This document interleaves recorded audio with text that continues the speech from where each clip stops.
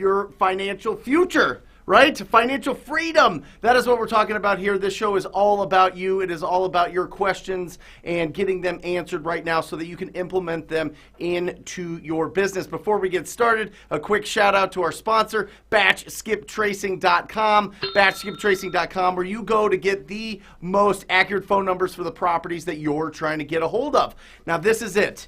This is, I am telling you guys, this show right here, whoever watches this show is going to like immediately think bigger, okay? Because my guest on this show, let me give you some stats on this, okay? The stats start like this. 6 years ago, this gentleman started his business, okay? Since then, he's done over 800 wholesale deals, all right? He's got 60 rental properties, 30 of which he's sold as seller financing, so he is the bank on those, and he's developing 180 units. Now, Matt, if you'll pull up that graphic, this is the foundation, right? This is what we talk about, but this is the personification. Finally, the personification of what this graphic means. At the bottom, at the base, at the foundation is finding discounted properties. That's what we call wholesaling. That's all it is. Finding discounted properties, all right? But then from there, look at the different ways that you can build your real estate business. Fix and flip, rental portfolio, development, being the bank, coaching and mentorship. It all is there, but it starts with finding the deals. It starts with finding, like talking to distressed property owners on a consistent basis, building up your pipeline of opportunities, and then really expanding what you can do. And I'm telling you, the sky is the limit. I mean, there's literally so many things that you can do and so much impact that you can have. And we've got him. We've got him here today. This is the person in Phoenix that everybody goes to. All of us guys that do a lot of business and are really loud, we all go to this guy to peer around the corner and see what's going on next. It is my pleasure to bring Jared Vidales to the show. Yeah, come on in. Come on in. So sit down, Jared. So listen, guys, this is really interesting, right, Jared? So 6 years ago, you come into my office, and this is 2015, 14, and you're like, hey, I hear that you make calls, and you're looking for some callers, and I want to get into real estate. I'm an engineer, but I wanted to get into real estate. And you like literally like interviewed to be a phone prospector. Yeah, I think I found your ad on Craigslist, and I'm like, holy shit, I was at my 9-to-5 engineering job. And I'm like, I want to do that. Yeah. So I popped in. I was in my dress gear, and we were talking back and forth. And yeah, I don't think anything came of it. I think you told me to get out of your office. Yeah, yeah. You were like way too qualified and way too smart to be able to do that. So I mean, this is really, you know, with the front part of this show, Jared, is really just kind of breaking down how you got to where you are, because you're 31 years old, right? Exactly. You're developing 180 units right now, like development, like big boy stuff. Big boy stuff. But you started by just going on appointments to ugly houses. Exactly. Putting them under contract, selling that contract. Yeah, literally just the same way everybody else got started back in 2015. I don't know if these methods are antiquated today, but bandit signs, handwritten letters, just your typical stuff, and that's really what started bringing that pipeline in and provided opportunity for us to close. Back then, it was predominantly wholesale. Right.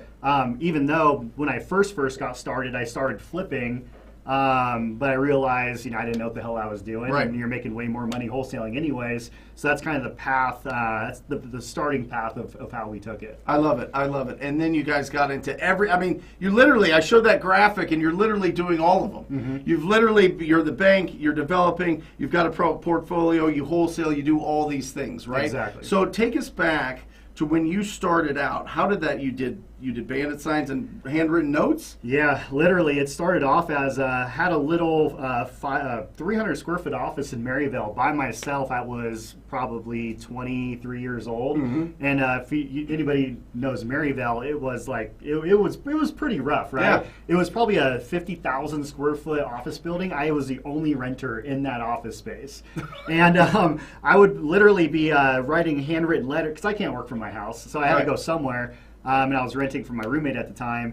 So I was literally writing handwritten letters till like 3 a.m. while there's helicopters flying over my building. I look out my shades. Sometimes I'll see some guy running from the cops across the street. Yep. But yeah, start off handwriting letters.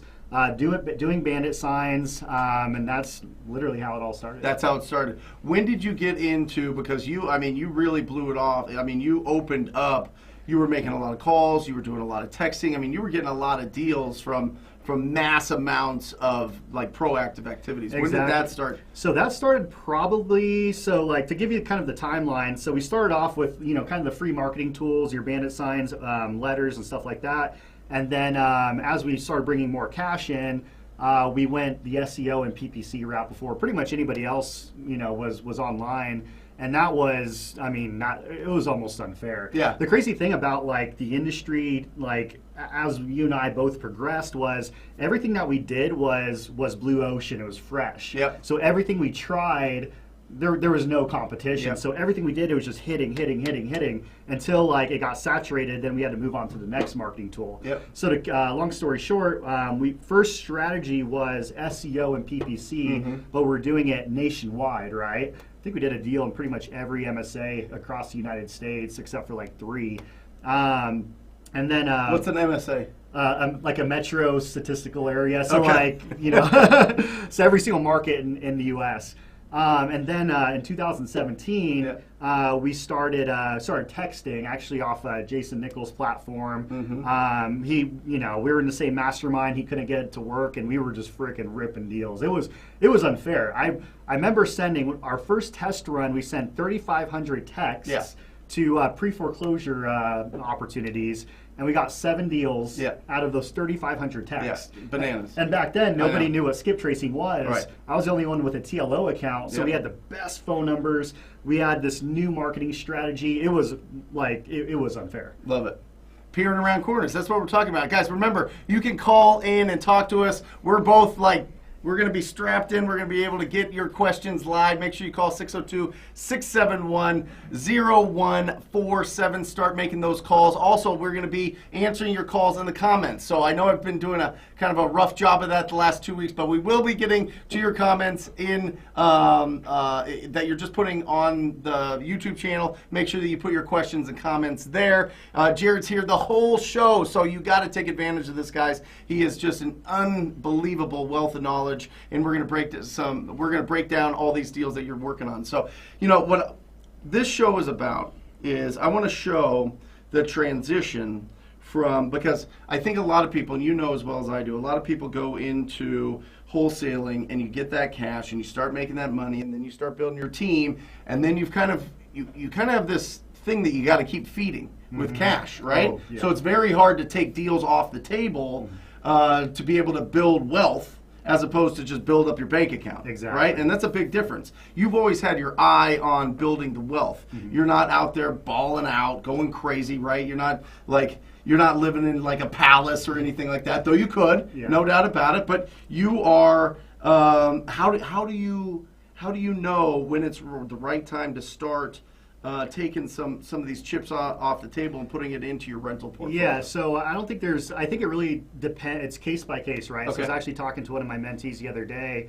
on, he's starting he's wholesaling, he's making a bunch of cash, right? The first thing I told him is once you have enough breathing room, right? Enough breathing room when it comes to marketing, your overhead, your team, whatever, then start taking, like you said, some of those chips off the table. Yeah. And it may not seem sexy at first Right. because, oh, cool, I bought one rental property that maybe spits off a couple grand a year in cash flow after all your debt service. Yeah. But over time, so I guess to answer your question is once you have enough breathing room, take some chips off, put it into a, just don't buy the highest cash flowing property because typically that's a D class or a war zone type property. Put it into a nice stable property that that continues to grow. Well, let me ask you about that. So what do you think is a nice buffer? Is it 90 days worth of expenses? Is it 6 months worth of expenses? And then you start taking, you know what I mean? Yeah, if you're brand new, because you could close a couple big deals and all of a sudden you could have 6 months worth of expenses. Right. But you're still brand new and inexperienced, Okay. you could easily bring that thing back to zero, right? So I would say I would quantify it with money. Maybe it's 6 to 8 months, but Okay. I'd also quantify it with experience as well. Love it. So maybe it's 1.5 years or 2 years. Once you've worked out the kinks in your businesses, you understand your cash flows within your wholesaling business. So you could you're able to cash flow. You're able to predict and say like, holy shit, like cool, I ripped a $300,000 deal, like. It's so I think it comes down to experience, cash in a bank, when you can start putting together your asset strategy or your rental strategy and say, hey, this is what I want to go after. Yeah, love it. So when you're going after, I love that. I love that you're talking about years of experience, not necessarily the amount, because I think that that's so huge. I think being able to make sure that you have something sustainable in your like ATM machine, in your money machine is critical. Exactly. And I think it's critical to be able to take that money that you're making and get out of your 9-to-5 job, right? Pay off your consumer debts. Like feel more free to be able to go out there and really, really, really push it. You know what I mean? Now a lot of people start out, they've got jobs, they're working, they're doing all these things, and they want to transition into this full time, but you got to have enough. You got to make enough to be able to do that. You know what I mean? Exactly. And then here's my thing, right? So I have a wholesaling business. I only own a couple rentals, and I have the coaching business, right? And I feel like between the wholesaling and the coaching, it's a lot.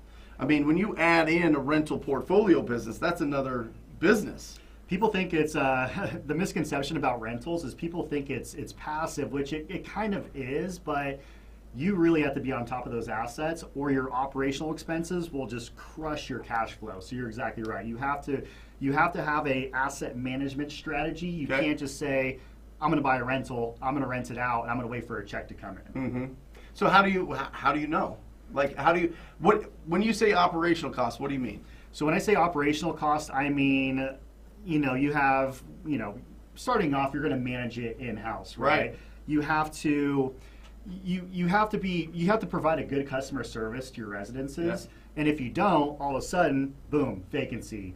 When a vacancy will crush any rental portfolio. That's the one variable that will crush it, right? Because when somebody moves out, boom, $500 to $800 to turn it, carpet, paint, stuff like that, and put the next tenant in, and all of a sudden your 1 year of cash flow it's gone. So you have to provide a good customer service to your tenants.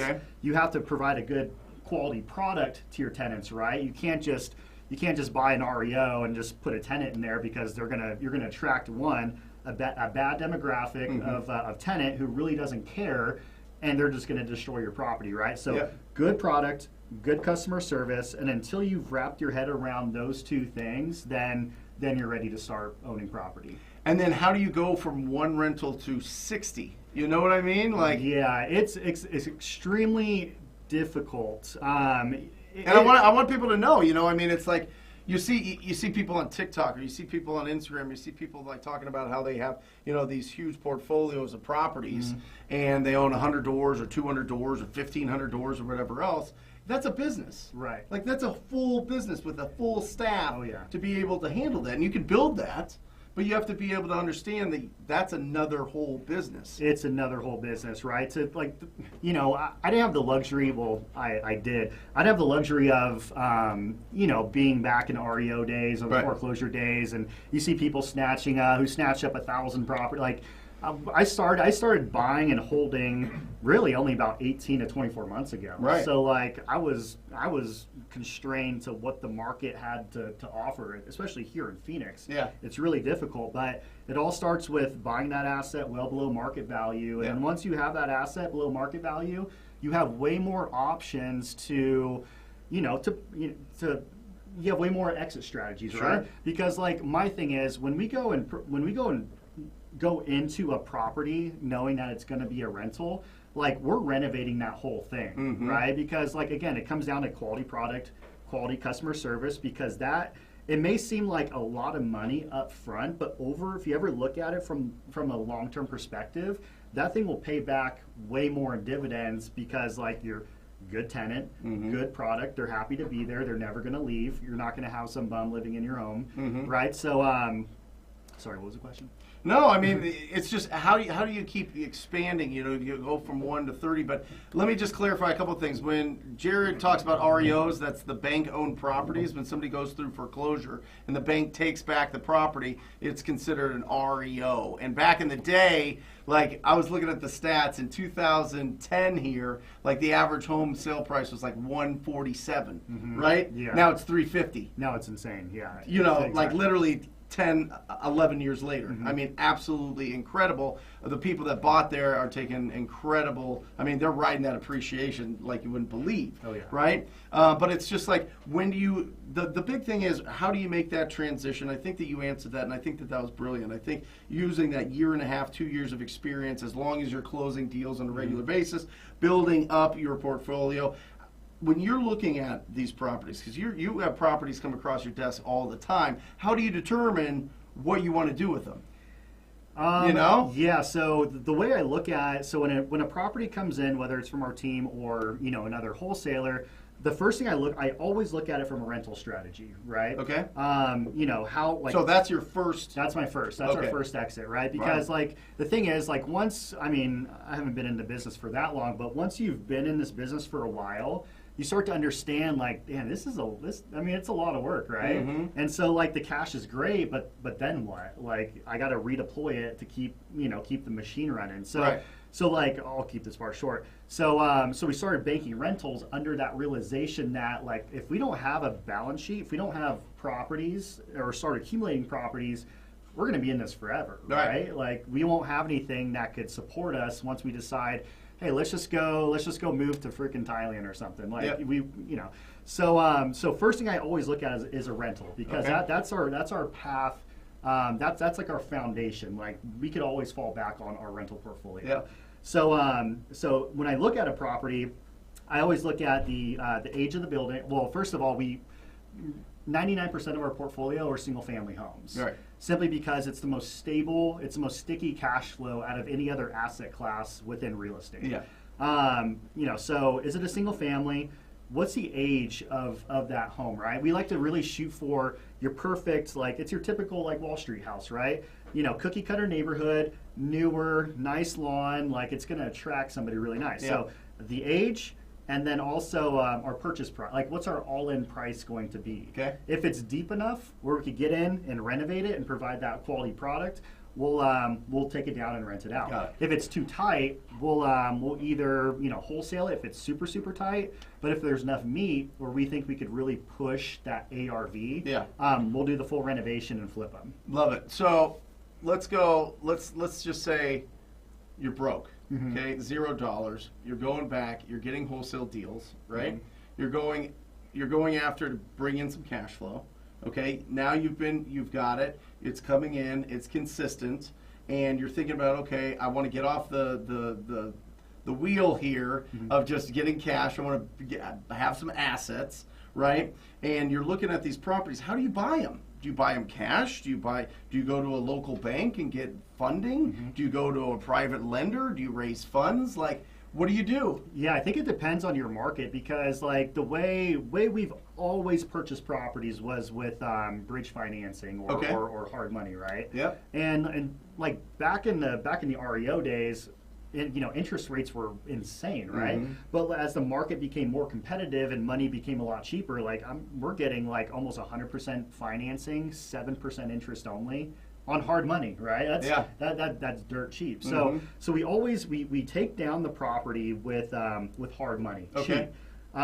They give us construction funds. We do a full-blown renovation, and then we once the property's been leased up and stabilized, then we take that property. We will typically Can we do this on here? Yeah, for sure. Let's do this on here, because I want this to be. And guys, remember, we are taking calls 602-671-0147. Anything, guys, from you guys? We're good, Mike? This is good. We're starting to get into some of the questions that I had as I've been listening, so this is good. Yeah. Okay. So here you go. So let's say that you've got a property that's that you're looking as a rental. So put in your average. What average price do you pick these up at? So our average purchase price is roughly, let's call it $250,000. Okay. Our average rehab is, let's call it 30. Okay. And then our average after repair value, let's call it, I don't know, probably today's market, 380. Okay.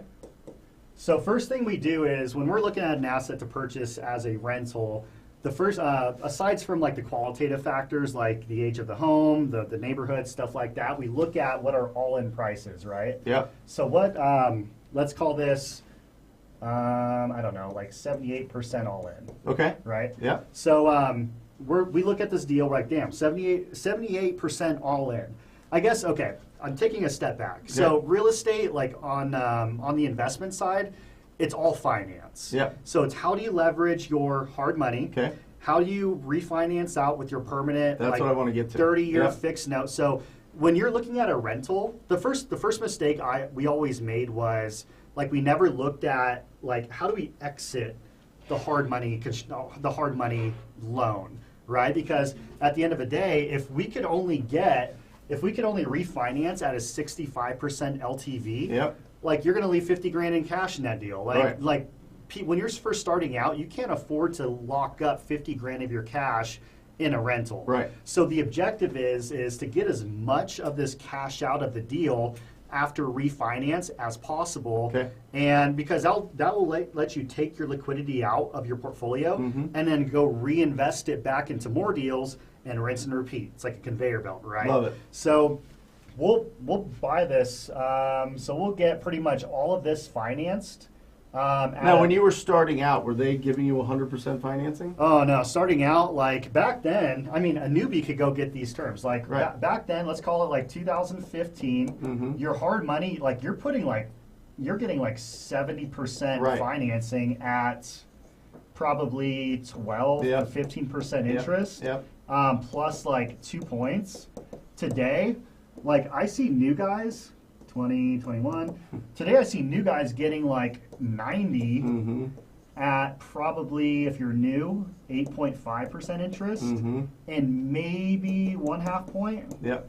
Like this. People are watching this and being like, where? How do I find these guys? Go to Is it like- just in Arizona? Go to Lending Home. They're literally nationwide. Anchor loans nationwide. They're gonna ding you on your first couple deals until Okay. you get if you don't have a Ding track- you with points? ding you with interest rate, leverage, and points. Love it. So my suggestion is if you're new and you don't What have are those two resources again? Lending Home and Anchor Loans. Okay.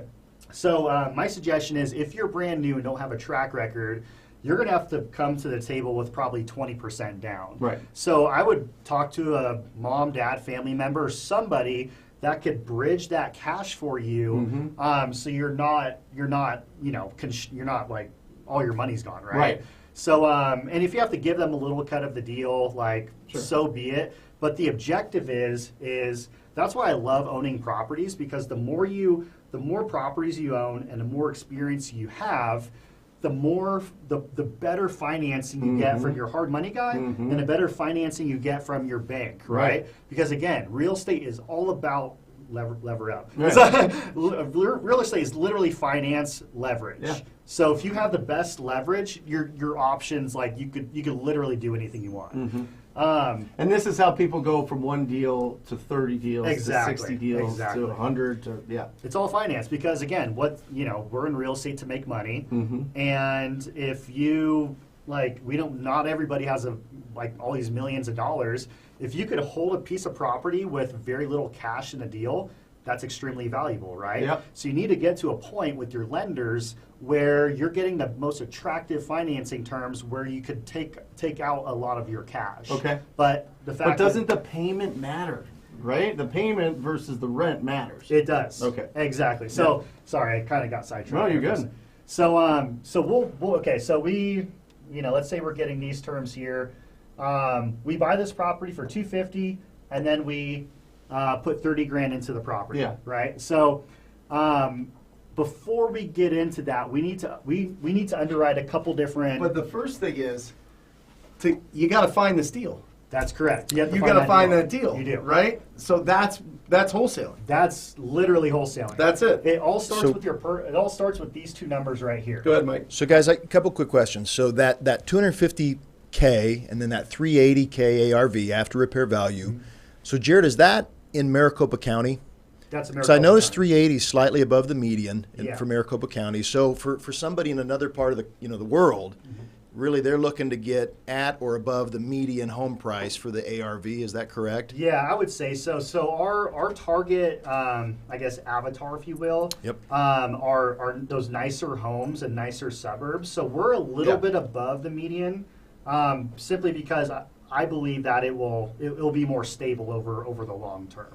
So yes, this is probably a little bit above Phoenix household median, but like if you're in Detroit, I mean, you're talking like $100,000. Right. Yeah. So it will all vary metro by metro. So this is just a nice entry-level family home, Exactly. median-ish price point, for your market. Exactly. Right? Exactly. Okay, Nice cool. suburbs. And single-family residential, right? So you're kind of avoiding duplexes, fourplexes, that type of thing. Exactly. Just because the revenue isn't as sticky, and typically the turns are a lot harder.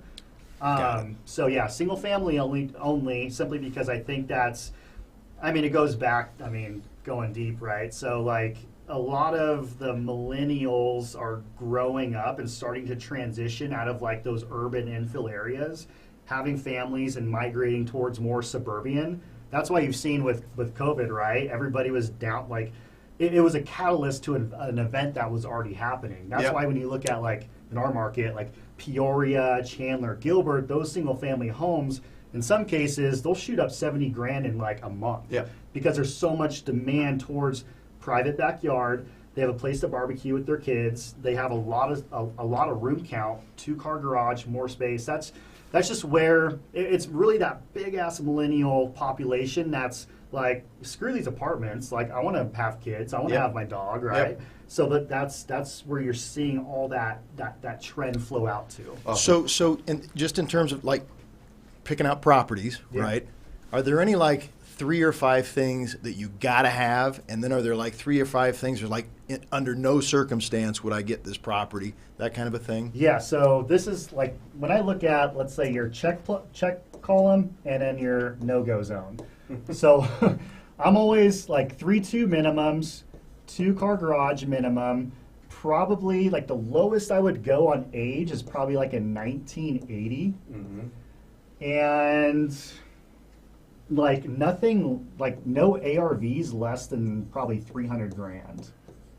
So, my mentor, Michael Jake, his whole thing, and he's in Colorado Springs, is good school districts. Good schools. Good schools. Yeah, Arizona has shitty schools, unfortunately. Right. So, But, but there's it's some important. districts that are more desirable than others. Exactly, Right? exactly. Simply because like the families are going to be in those houses until their kids are out of school, right? Right. So it's that sticky revenue concept. Okay, what's the cons? Or what's the no-goes? The no-goes are probably anything that doesn't fall outside of this box right here.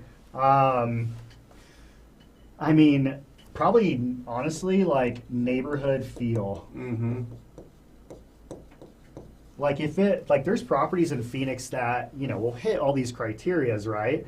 But it's just, and you don't know this, that's why it's so hard, investing virtually is like you don't have that kind of feel of that neighborhood. So when you're on the ground, you could, obviously drive past your property and like, how does it feel? Like, what's the neighborhood like at night? Yeah. Is this like, is somebody going to want to live here? Yep. Obviously there's an ass for every seat, but Sure. like, is that ass going to be there for a long time and enjoy themselves? Got it. So real quick, along those lines, do you care about HOA, HOA yes, HOA no? I don't care about HOA. Okay. Right here, SFR Yeah. only. Those condos, like people who hold condos as rentals, they're great properties, but like those assessment fees, like I bought a property in an HOA here where we didn't know the HOA was bankrupt, and so like we could not sell that property until that HOA was out of litigation, and it's very common in condo, like they were old apartments converted into condos, and then like shit happens, right? It's Yeah. not so SFR only. Awesome. And then so from here, then you'd get this in, you'd be in 280, it's worth 380, you would refinance. And are you refinancing with a local bank? Are you refinancing with a mortgage lender? Are you Do we only have a certain amount of golden tickets we can use personally to buy rental properties? Yeah, so that's a Talk to me great about that. question because last year we had 10 properties that we were looking to refinance. Yeah. Obviously, the best mortgage rates out there are going to be your Fannie Freddie loans, Mm-hmm. but like we just ran into so many hiccups, right? Okay. Like part of our strategy is we try to show as little income as possible. Yep. So when you show no income, they're not like bank's not going to give you a loan for 10 properties Right. in one shot. Right. Plus, there's all these underwriting parameters they don't understand. Like we have this spider web of LLC stuff, and at the end, like we got down the road with like 4 or 5 different lenders, and they're like, you know what, we just don't want to do this deal. Yeah. So we pivoted from your Fannie Freddie loans, and then we went institutional. Okay. Institutional is so Fannie Freddie. It's all based off of your personal finances, income, credit score, right? Yep. When you're financing with an institution, it's all asset based. Okay. Meaning, like we're okay. We don't care what your credit score is or how much you make. We know you're going to use these assets as rentals. Mm-hmm. Does that income support your debt service? Mm-hmm. How much it costs to operate that property? Sure. So as long as there's a certain coverage. So right? what is that coverage? I mean, obviously the coverage comes from getting rent. Exactly. The coverage comes from rent. So, Right. so typically, before you even bring that block of homes to that institutional financing guy, those properties need to season. Right. Typically, unless you have a good, How long? This lender that we use requires 3 months. Okay. But now they just like whatever, just send them through. But because what they want to see is that sticky revenue, right? Mhm. They don't want to see you putting like Aunt Sally into the property Right. and then all of a sudden, hey, we're refinanced, and then she goes and moves out, and you can't go and rent that thing back up. Right. So it has to show consistent income. Then the bank could look at that, the P&L of each property, right, and say, okay, like we know how much rent is coming in. We know based on the loan that we could give you how much the debt service is going to cost, right? Mhm. The mortgage payment, Yep. interest, taxes, and then traditional operating expenses like an HOA, a property manager, like you have like some reserves in case like the toilet seat go, Yep. whatever. So typically, here, let's just Yeah. get rid of this. So you have your income. I mean, this is, I guess, okay. So income, let's say a property brings in, whatever, Yeah. $2,000 a month, right? Okay. And your operational expenses is, I don't know. So like typically, like the super basic, like back and napkin metric we use, just for quick math, is our operational expenses is 30%. 30%, right? So what is that? $600. $600. Mm-hmm. And what is the operational expenses again? So your operational expenses. I think this is really No, important. very important. Because people go, oh, what am I getting for rent and what's my payment? Exactly. It's more than that. Bad mistake. Bad Right. mistake. Bad mistake. Don't do that, right? Because, and I could see being new how that's really the only thing you look at, but like, so please, when you buy a rental property, take into consideration all these different operational expenses. Because if you don't, and let's say you put all your money in one deal, and all of a sudden something happens, now you're sucking wind, and now you have to, who knows what could happen. Right. So easy. So you have tax, Mm-hmm. insurance, you have HOA, you have your vacancy factor, you have your, and I'll get to all these in a second. Mm-hmm. Yeah, you can just move that guy. There you go. So just don't make the rookie mistake of income minus expenses. That's your cash flow. I see that on all these wholesaler flyers. Like, you're going to cash flow $1,000 a month. Okay, this thing was built in 1910. Like, Right. you think that's going to be my only expense? Always factor in your taxes and your insurance. Mm-hmm. Obviously, that's relatively fixed. If the property is in an HOA, plug that in.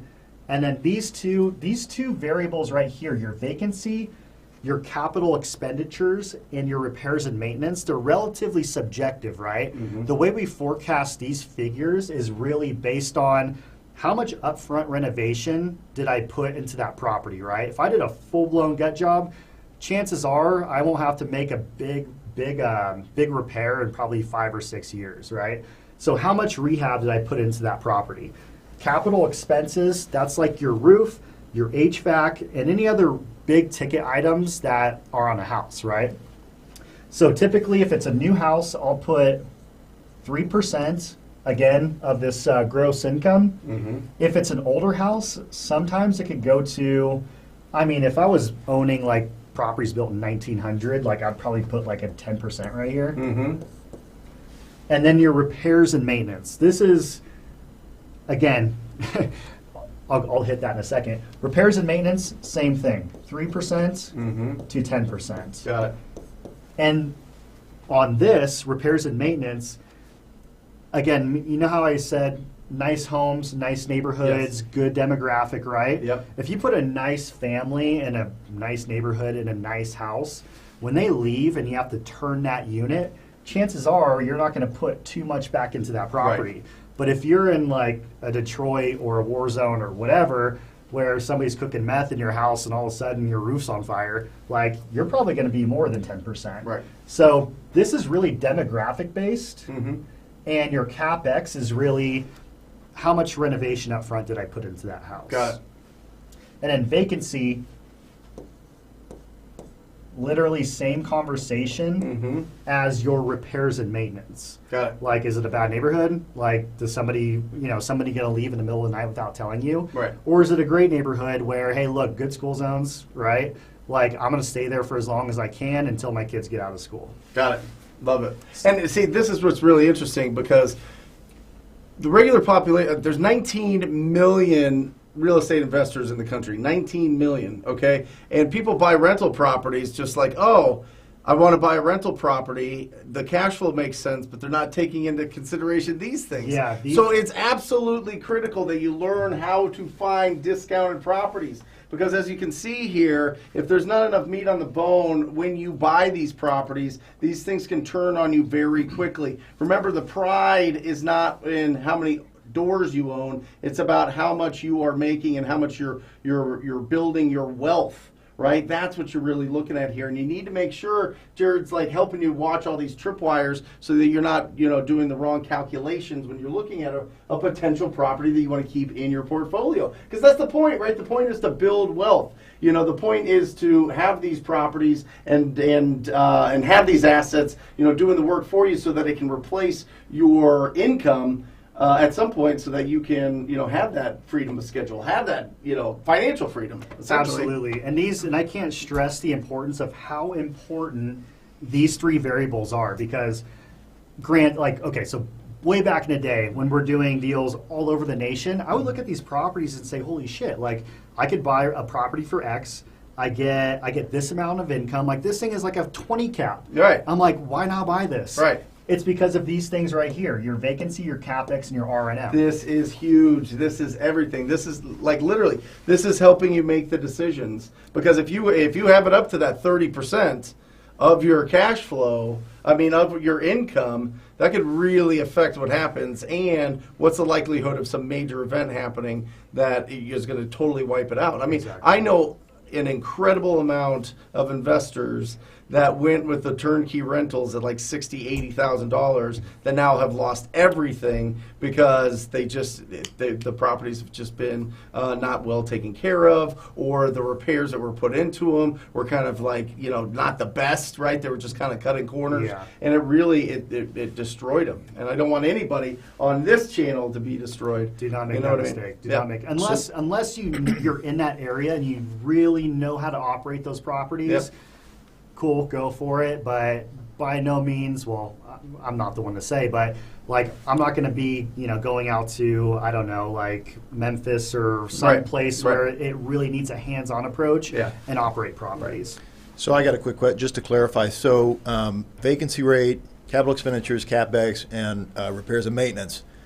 That range is anywhere from 3 to 10% per line item based on whether it's a property in a good area in good shape or a property in a bad area in bad shape. New, old. And then that carries over into, if you look at your income at $2,000, your OpEx, that's on the high end, that Yeah. 30%, because it's 10 plus 10 plus 10. Like it could be anywhere from 50 to 40%. Got it, okay. That could be your range.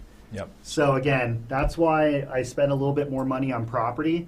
I'm okay with less cash flow because I'm okay with less like a price to rent ratio because I know I'm going to be in this 15% range. Mm-hmm. And yeah, and then I guess tying it all back into this equation, you next have your debt service, Mm-hmm. which is probably one of your more critical components. And I don't know. How do you want to touch on debt service? No, just that's your payment. I Yeah. mean, that's your payment. And That's- then anything that's- after that is cash flow. Right. Yeah, but you're taking that up to 30%. Just super, yeah, Back because the napkin. because I put taxes and insurance on this line, Okay. and this is just pure debt service. Got so. it. Good. Let's. Do we have people waiting? Yeah, we got somebody, yeah. We got a call.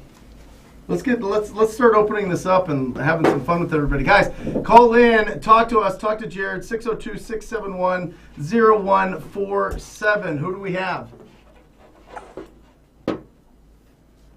We have a comp from CW who called last week. He asked some questions about finder's fee. Okay. He's getting CW, you there, buddy?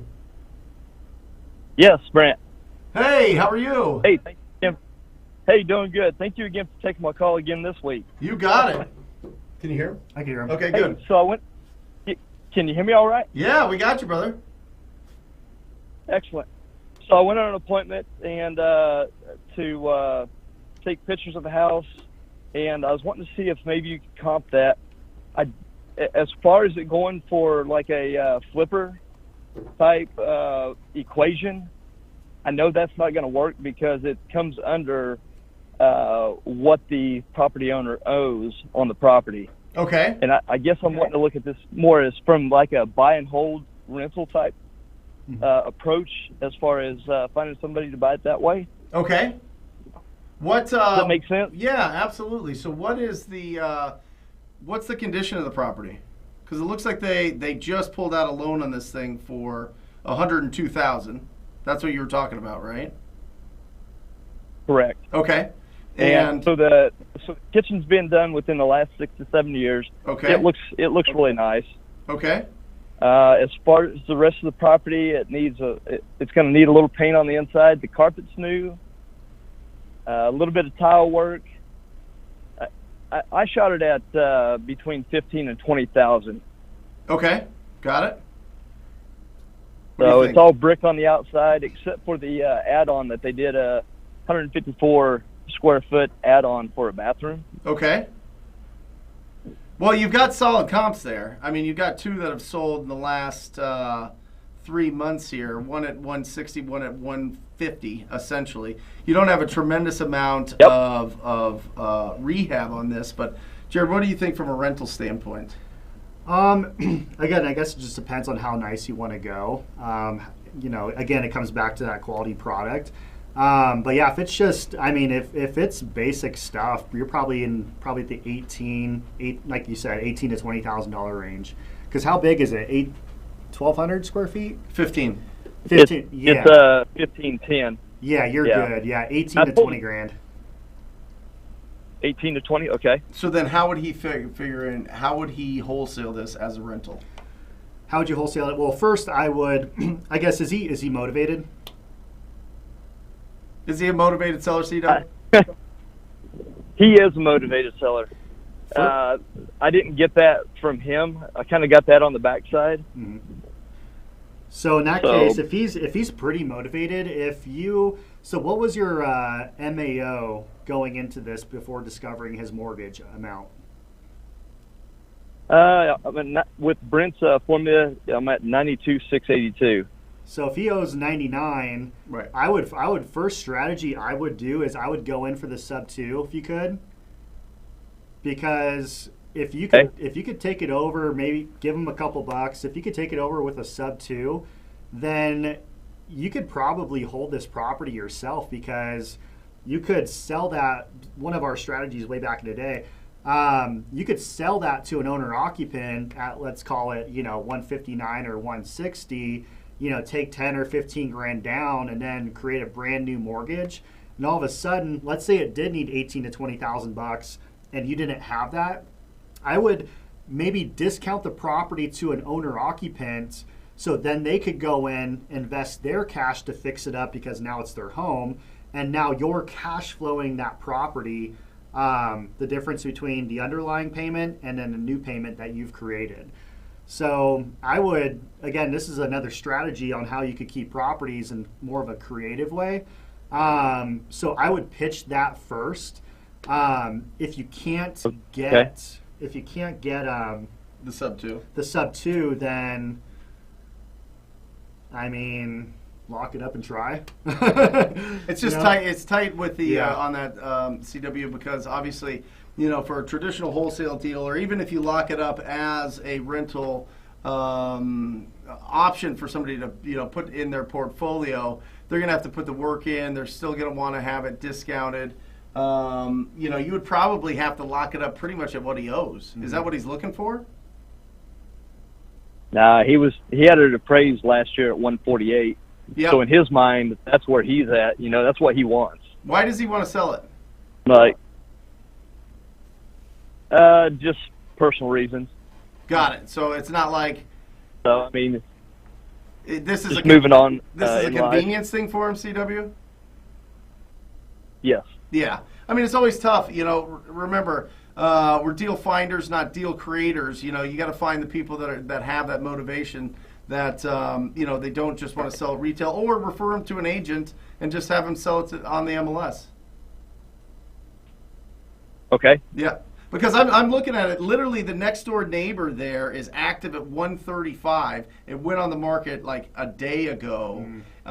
It's smaller. It's 1264 square feet. So I think you're right there between that, ARV of like, 150 to 160, just depending on the layout of the property. But if that's the case, taking the equation, making sure that you're building in 20,000 for somebody that's a flip. I mean, you're right. It's not for a flip buyer. It could be for a portfolio. I would see what the lowest he would take on it and see if it makes sense from a rental standpoint. But he might be a little bit too tight on it. You might have to find a better deal. Okay. Yeah, that's great. All How'd you right. find this guy? Thank you so much. though? I appreciate it. How'd you find him, CW? Say again? How did you find He's him? actually a friend of a friend. Oh, referral. So Awesome. yes, referral. Awesome, Yep. man. So he's been doing the rehab on it himself, and he's just looking to move on from it. But anyway, he's not really that motivated at this time. I don't believe anyway. Okay. With Yeah, him we throwing gotta- out that number. Yeah, we got to get those motivated people for sure. Still make the offer though. Yeah. What would you do? What would you make? Okay. I would go in. I'd give him 5 to 6 grand cash and try to take it subject to, Got it. because that seems like the only strategy at this point. And then if he didn't, Okay. And then if he didn't, probably refer it to an agent. beautiful. Love it. Are you wholesaling? Awesome. Thank you for that information. Yeah, you got it. There you go. Sherita is asking, is it best to buy rental property with a tenant or without? I always tenant our own properties, right? Because you don't know what the previous owner's screening criteria was. So, and we're very, very strict, right? We just don't let everybody in our houses because, right? Vacancy and R&M will bite you in the ass. So I prefer the tenant out so we could do the renovations and then put another one back in. Another important, I guess, factor, if we bought a property with a tenant in place, like our strategy is to buy a property, renovate it, and then put permanent financing on that home, right? Yeah. So if we bought a property with a tenant already in place, chances are that property is not fully renovated. And if it's not fully renovated and we go and refinance that property, like that property's fixed, right? If we ever wanted to rehab it after they leave, let's say it's 30 grand, now we're coming out of pocket to put that rehab cash in, if that makes sense. Yep. So real estate's all about leverage, right? Do all the repairs you can up front where it makes sense, and then pull all that cash back out once you've refinanced. Love it. Got it. Guys, if you're getting value out of this, make sure you subscribe. I know some of you guys are not subscribed. Make sure you hit that subscribe button. It takes 2 seconds. There it is. There's the beautiful subscribe sound. Make sure that you hit that subscribe button. And we put out videos every single day to help you in your real estate journey. So hit that subscribe button. How do you feel about property management? Great question. So I could go either way. The thing, we use third-party management at the very beginning when we were acquiring homes, rentals, simply because we didn't have time to invest the systems and processes to properly do it in-house. But once we've amassed a certain amount of homes, at that point we said, you know what, like because again, good customer service, and property managers are really hit and miss. Right. So once we had enough properties where it made sense, then we took them out of the hands, and then we managed them all in-house. And did you just hire somebody? No, not yet. Right now, our transaction coordinator manages those homes, but probably sometime next year we'll bring somebody full-time who can manage all those issues. So, quick question. So, how would you vet a property manager, good versus bad? How would you find one? I would first start with referrals. First and foremost, I wouldn't just go on Google and find a property manager. No. I would ask the biggest guys in your market who's having the best success and say, are you third-partying your management? If so, could you recommend anybody? That's the best strategy. Love it. And then I'm sorry if you said it, I missed it. But at what number of properties do you think it might be smart to switch over to getting a property manager? Or getting it in-house. Yep. So we told ourselves once we get to about probably 80 to 90, then we'll staff somebody full time to manage those properties. Because the thing is, back in the day, it took a lot. So we have our portfolio. It's called a scattered portfolio. Yeah. It's properties all over our metro. So those are kind of inefficient to manage. But as technology's gotten better over the last probably 5 or 6 years, it's become very easy to use systems and processes and CRMs to manage more properties with less. So that's what's prevented us from getting an in-house person full-time quicker, is because we're so efficient on the back end. But once we touch that 90 home type of thing, we'll bring somebody in full-time. Awesome. We have a caller from Atlanta Okay. coming in. Javier, how are you? Brent. What's up, man? What's going on? I am excited to talk to you, man. Thanks for being brave and calling in and asking your question. So what can we help out with? It looks like you got a difficult seller. So tell us the situation. Right. So I got this lead driving from Dallas, like we all know, and so I got this property. We contacted this house and with the owner, and we actually got into an agreement with the price and everything. And so I went to meet the seller at the house, and we shook hands and whatever, and left on the contract. And I was trying to get him to sign the contract at the spot, but he said he wanted to to read it throughly and everything. And so I said, okay. So I just dropped off the purchase agreement, our purchase agreement, and but then I was supposed to go back and pick it up later on. And the thing is that that he said that he had some questions and all this, and so the point is that he started ghosting us. Okay. And okay, so then he got back to us and told us that he's willing to sell the house to us for a good price for the same terms. But he just wanted it into a Georgia state contract, into the real estate contract. Right.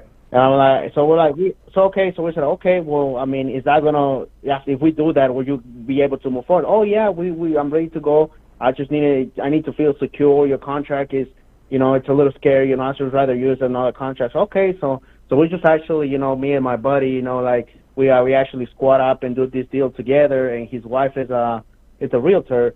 She's an agent, and we got her to actually send her offer, with everything, with awesome. the contract and proof of funds letter and whatnot and everything. So we're thinking, okay, so he's been ghosting us for a while, and you know, we send in the contract, and now he's not replying back. And after he said that he was gonna, you know, like he was ready to go. So now my question is, in my opinion, I want to take the offer off the table. I just want to say, you know, because he's been doing this for like 3 weeks already, and he's been ghosting us and then getting back with us. So I just want to know, is it the best way to go? Is, you know, just saying, hey, you know what? It seems like you're not really interested in selling. We'll just call it an offer right now.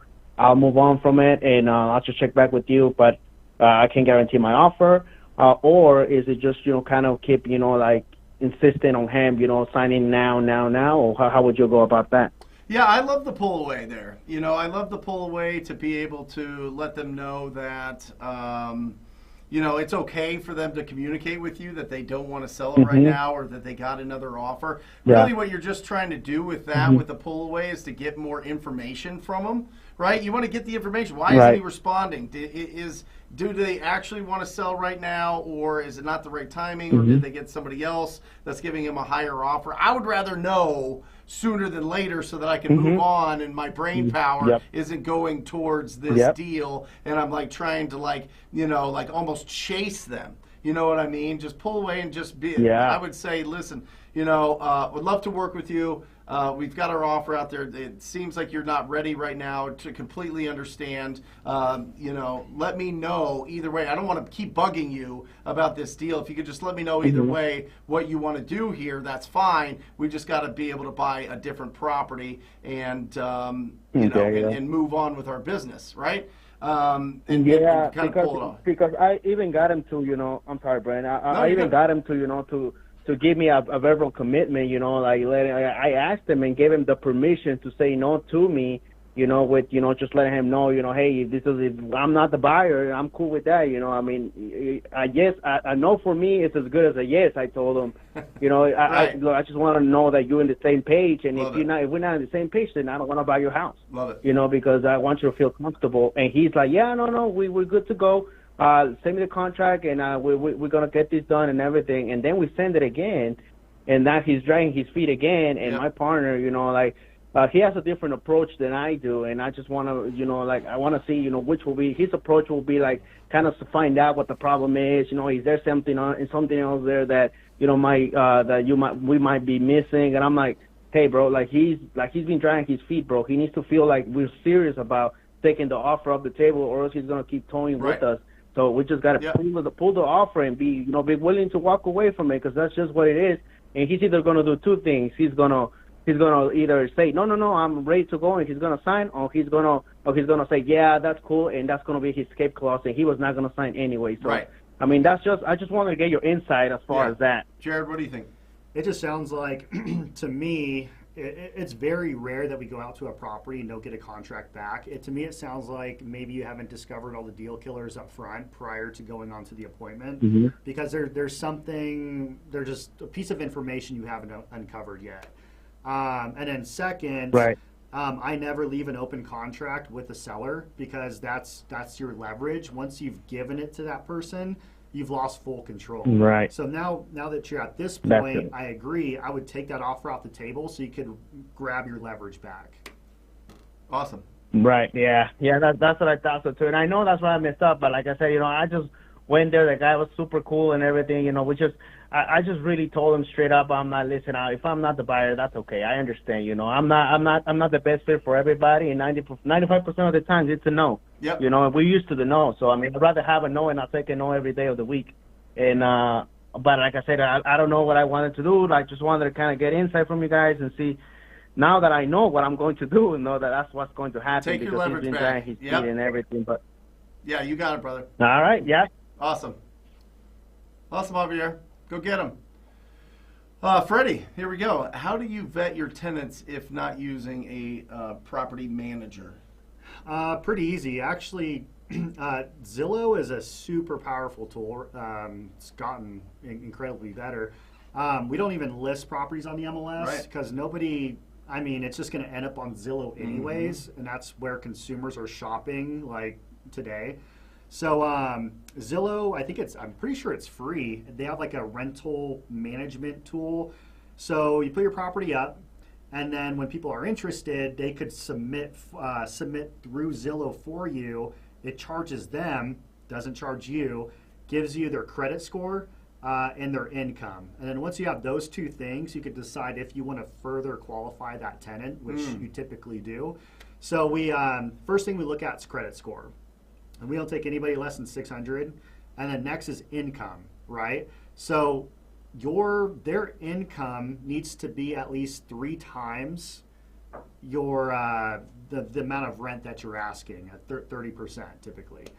So if they meet those two things, then you go in and dig into their job history. Call if you want to take it as far as calling references, you could do that. But and then pay stubs and that type of thing. It's almost like getting a mortgage in a way. Yeah. It's not easy for people. But you could do that all on Zillow. You can do that all on Awesome. Zillow. There you go. There you go, Freddie. Absolutely. We have another call from Awesome. Jeff. Jeff. Where's Jeff from? Hello, Hey, Jeff. from Ohio. From Ohio. How are How you? are you? Good, real good. Shoveling the snow today, though. We had a I little know, storm it's come through. A crazy. little chilly. It's crazy, man. I saw that. I Yesterday, saw that was online. yesterday I had the suntan lotion on. Today I'm shoveling snow. I know. That's bananas. That's bananas. So go. I got a question here. Brent, Yes. okay, after you acquire your first deal, you do the repairs, you get a renter in there, without a job, how do you refinance? How do you pull that money out? You cannot refinance with no job. Only if you're going after Fannie Mae and Freddie Mac financing. If you go to a commercial lender, then the no job thing is completely okay. Granted, your credit score is semi-decent. I know I said back then credit doesn't matter, but they do take that in consideration. What's a tool? What's a resource for those? Like, can somebody go online to get these? Start those conversations with these lenders? Yeah, so first a good exercise would be get an Excel spreadsheet or a piece of paper and list out every single regional and community bank in your area, and then talk to the commercial financing lender for that department. And just say, hey, here's my, I don't know if I'd lead off with no job, but I would just ask like, hey, what's your qualifications for getting a refinance? Right. And then once you get those, then go into, okay, how do you price out your loans? And then just start pricing out each bank and all their criterias, reassess and see which ones you actually want to go and submit through. It's not, trust me, the commercial financing sucks really bad on SFR when you're comparing it against a Freddie Mac loan. So just be prepared. So are you talking like instead of 3.5%, it's 7? You're talking, so instead of getting like a 20% down loan at like 3% interest only, 30-year fixed, you're talking like 40% down on a 25-year adjustable rate at like 5. Wow. Unless you have, unless like I said, you've done this multiple times, and then you could go to, certain banks and institutions, and you've had that track record, and then they're willing to, open it up and give you the honey. Does that make sense, Jeff? That's the thing. The institutions are hard to find. That's the thing. The institutions, I've talked to everybody, and they're just hard to, I just can't. I'm trying to refinance my own house. I'm trying to pull the equity out that I have in it. I got about $100,000 equity here. My credit score's in the 8s. Because I don't have a job, I can't pull the money out of my own home, the own house I live in. So that's hard. Will they give you a HELOC? Will they give you a home equity line? No. How much is your home worth? Wait, it sits about 160. 160. I owe about 37 on it. So I got a lot of equity here. Yeah, I'd like you do to have pull it out. you have a good LTV for sure. These Fannie Mae financing, they all have to conform to like super strict parameters, and if you're like even an inch outside of that box, it's just a no-go. Unfortunately. Yeah, that's what I've been finding. It's hard to find. So, but all right, man. Thanks, Jeff. Thanks again, and enjoy your day. Thank You you. too. That's awesome. Hey, guys, if we have any celebrations, anybody's getting a deal, we got to ring this bell. We haven't rang it yet. We're an hour into this thing. We haven't even rang this bell. So make sure that you're posting here. I don't know if you guys, the last week, we had a guy on. We broke down the deal. He was going to sell it for like $145,000. I told him I would push it to $170. He sold it within 2 hours of the show for $170. He added an additional, $25,000 to his deal just by calling in, being brave, calling into the show, asking for some help, asking for a breakdown. So do not be shy to call in and make sure that you're posting. So Christopher, great to see you here. What would you say about buying rental properties cash outright versus loans? Oh man. Let me start with this, because this is kind of my bread and butter. That's why I have 2 rentals, right? Because I buy them cash. Yeah. And for me, Christopher, it is a mind thing. I don't want to be thinking about that. I don't want to be thinking about vacancy. I don't want to be thinking about a lot of the expense. I just don't, I want to buy this thing and just have that peace of mind. Now, I can't just keep buying and buying and buying and buying as much as Jared can. I can't buy 60 properties cash in Phoenix in 24 months. Yeah, 'cause right? they're all cash in yours. Right. So it's, the leverage there is huge. And that's what every real estate developer, everybody that builds skyscrapers, everybody that builds apartments, they all get funding from the banks. They all get financing, right? You just have to look at it and say, okay, peace of mind. Do I want this thing totally free and clear and have the peace of mind of not having to worry about it? Because in the downturn, I foreclosed on 5 properties. I know what it feels like to oh my gosh, the world turned on me and I've got this debt and I need to be able to, figure it out, and I couldn't at that time. And so I've got a little bit of a hangover from that for sure, mentally. But on the other side, I'm starting to warm up to the idea of buying more properties with the financing, just because it's, you just have so much more potential to stretch out the funds that you have and really start buying those. Plus, let's be honest, depreciation helps out a lot. Depreciation helps out a lot. With your income tax. So anyway, go ahead. No, Brent's exactly right, because it all comes down to personal preference. That's why you see, young guys who are trying to scale. They leverage up as much as they can because they're young. They're trying to grow. They makes their cash go further. But if you talk to somebody that's a veteran, like my neighbor, he owns like 300 rental homes here in Phoenix. They're all free and clear. Right. So I think it comes down to are you in a growth stage, or are you starting to, or maybe you're even risk adverse. I don't. That's a great that's an incredible point. Risk tolerance. Well, and what I was always taught was buy double the properties that you think you need, own them for 20 years. Get the debt paid down, get the appreciation doing something nice, sell half, pay the other half off. Now you got a really nice, full, free and clear rental portfolio. Exactly. Another good thing I love about leverage, I think you've touched on it a bit, is you get the full write-off of that property, whether you're cash or whether you use a loan. So let's say I have a $200,000 property. I'm all cash in it. Maybe I get $6,000 a year in write-offs. If I have a loan on that property and I only have $20,000 left in that deal, I still get that $6,000 in tax write-offs. So it's all finance, and I guess you have to really, and plus risk tolerance. So like Brent said, it just comes down to your risk tolerance. Here we go, Matt Berry. Yeah, baby. Hell yeah. I loved it. So, listen, Matt. Sell those deals. Get those deals sold, brother. If you're going to wholesale them, I assume that you are.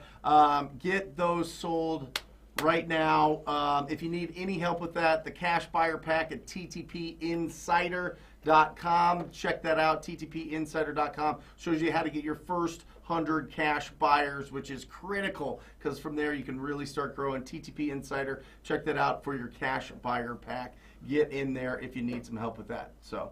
Awesome. We have another call. Okay.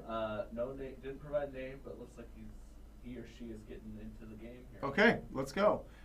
Mystery caller. Vernell, Hey, how are you? I'm fine. Good. What's going on? What can we help with? I have two questions. Okay. I want to know what to look for when first purchasing a property, and what is like the definition of refinancing? Okay. I'll take the first one. So, are you looking to get like a wholesale deal, or are you looking to buy a rental? Nah, not right now. I'm just currently interested in to the real estate investing right now. Yep. I'm not like currently like deep into it or nothing like Okay. that. I'm just looking to get into it. I love it. So here's the first thing that you need to do. You got to find the ugliest properties in your area. Get their addresses, get their phone numbers. You can get their phone numbers at batchskiptracing.com. And I want you to call them up and ask them if they would consider an offer. Okay? That is the start. That's how we all start. We all start with looking for ugly houses, properties that need some love, getting the phone number of the owner, or going and knocking on their door. But most people prefer to just pick up the phone and call them and just see if they would consider an offer. And if you need, if you feel kind of awkward and you don't know really what to say, ttpinsider.com, you can download the script, the cold calling script, and that'll walk you through what to say to them. Does that make sense? Okay. Yes. And what's the name of it again? Real estate. The website? Yes. TTP, like my shirt, TTP Insider. It's right there on the screen. I can hear us in the background. So it's right there on the screen, ttpinsider.com. Yep. Just take a screenshot with your phone or whatever. Well, not right now. You're on your phone. And then do you want to explain what refinancing is? Oh, refinance. And, back when I first started, I had no idea what equity meant. Right. So I know. It's That was crazy. 6 years ago. There's a lot of lingo out there. So refinance, in like the most basic terms, means to put a mortgage on a property. Okay. Yeah, it's just if you have a loan on a property, getting out of a high interest loan to a low interest loan is a refinance, or changing the terms of that mortgage. From maybe you don't want a 30-year, you want a 15-year mortgage, or maybe you want a lower interest rate. Those are the things. Okay. I Yep. got it. Okay. But right now, all I want you to focus on is finding ugly houses, calling up the owner and asking them if they would consider an offer on their property, and seeing how they respond. That's the start. That's the whole point of the show, is to show you like the progression, but it starts with that graphic. Can you pull that up again, Matt? The graphic of finding the discounted properties. That is the foundation of the business, is finding the discounted properties, and you can find these by going around and just looking for properties that need some renovation. A lot of owners don't have the money to fix up these properties. So start finding the ugly houses, having conversations with the owners, and then you start doing fix and flips and rental portfolios and development and everything else. So, make sense? All right. Awesome. What was your name? Hello? You there? Vernell. Renee? Yes. Oh, okay, great. Yes, Vernell. Oh, Renee, thanks for calling in, man. I really appreciate it. All right. You welcome. All right, see ya. Thank you. All right, awesome. That's you. That's you in a nutshell, that graphic. I'm telling you. That's you. It is. How do you estimate fix-up costs for rental property as an investor? Ooh, let's break this down. Will you break this down? Of course. Because I do it and they don't believe me. How So do you estimate let's the have fix-up you do it. Okay. Let's have you do it here. Right? Oh, yeah. Right, Mike? They're all like, that's not right. That doesn't work in my market. Yeah, well, why? Because they're too high? It's just like, Oh, I got it. yeah, they think that you have to go 70% minus repairs, minus whatever. So, Mohammed, so fix-up costs for rental property as a buyer, how do you take that into consideration? Do it both ways, right? Do it as you're going to wholesale this deal, and then do it as you're going to take down this property as a rental. Okay, so Huh? Yeah, right bigger. oh, right big. Okay. Yeah. So People are watching this on their phones. does he mean like percentage of ARV less repairs? Yes. Is that the question? Yep. Okay, so What's your equation to make sure that it's a wholesale deal? What's your equation that you're going to want to buy it as a rental property? okay, so wholesale, rental. Yep. So, and But you're wholesaling it to somebody that's going to hold it as a rental. oh, I see. Okay, You know what I mean? Yeah, So yeah. it's Okay. not a traditional fix and flip. Okay, so if I'm wholesaling to somebody who's going to Yep. own this as a rental, Yep. and just to preface this, we're in probably like the second hottest market in the United States, so this does not apply to all markets. Right. So if we're probably talking, So let's say ARV is 250. yeah, okay. Okay. Okay, I'm gonna go. I'm just trying to think. So right now we're selling the property at Mm-hmm. 95% ARV less repairs. You guys hear that? 95% less repairs for wholesale. Like, I talk about 84% people lose their mind. People are trained that it has to be 70% minus repairs, Oh, right? I wish. But it's not. It's not. I mean, but it depends on the market. We get it. We get it. We're in Phoenix. We get Yeah. what's going on there. But let's just say from a traditional standpoint, somebody's looking at this from, is this going to cash flow? Is this going to be a good purchase? They're still getting a good deal. You know, how do you... So the way that I break it down typically is ARV, right? Minus for a fix and flip, minimum 20,000. Oh, gotcha. Okay? Okay, I see what you're saying. Or 10%. Yeah. So if it's over 200,000, obviously it's above that. So a minimum of 20%, 20,000 that the investor will get minus the repairs equals the wholesale price. Got it. Okay, You know what so I mean? so for when we're talking strictly repairs, and Yeah. I guess a side comment, I don't. There's people out there that say, "Hey, I sold the property for like 80% of ARV." I'm like, less repairs. He's like, no. I'm like, you're missing this. Like, they need $5,000 or $50,000. So Right. when you guys talk, when we speak this lingo, it's always like ARV percentage less the repairs, Right. right? Because that's obviously a huge variable. Yep. So for us, the way we run things, we run rehab on a price per square foot basis. Awesome. So if a property is, let's say it's like freaking clean, like it doesn't need anything, we'll still run $5 per square foot, Love it. right? So if and let's just say it's in moderate repair, like we'll do moderate, Mm-hmm. and then we'll do like freaking full gut Needs job. everything. Yeah. Yeah. So I mean, I'll start with gut. So back in the day, a full gut job used to be $25 a foot, but today it's like you're probably running 35 to 40 per square foot. On your moderate, like I just go 25.